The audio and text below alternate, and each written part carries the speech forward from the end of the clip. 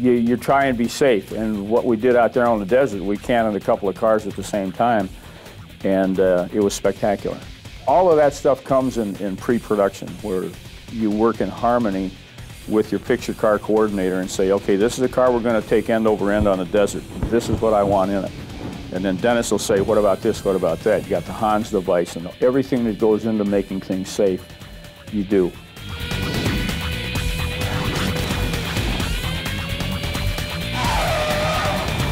Stunts, because of the cost factor, are not rehearsed.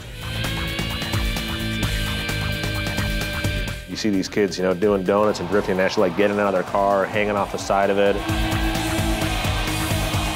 Definitely not one of the wiser things to do.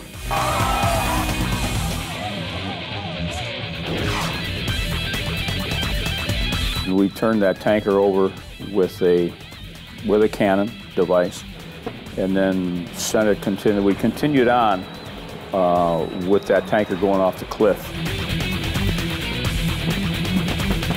When they build a cannon, and when we're doing gasoline explosions in the car that turns over, the effects guys that have their powder cars and have done this before, they rig these cars so that they look spectacular. But when you're doing live effects with live gasoline bombs and stuff, your life literally is in their hands.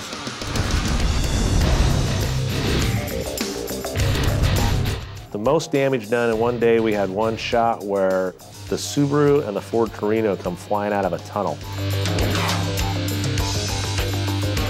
In midair, the Subaru is supposed to go sideways, and the Torino is supposed to basically T-bone it and then land.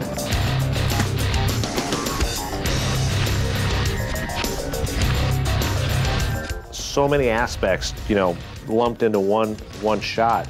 We dropped a big concrete weight from a crane, and that was the propulsion unit that took the Torino into the Subaru.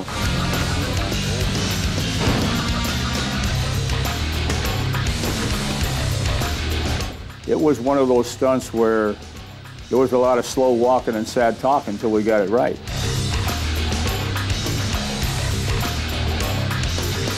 There's a lot of things in the stunt world you don't get to rehearse.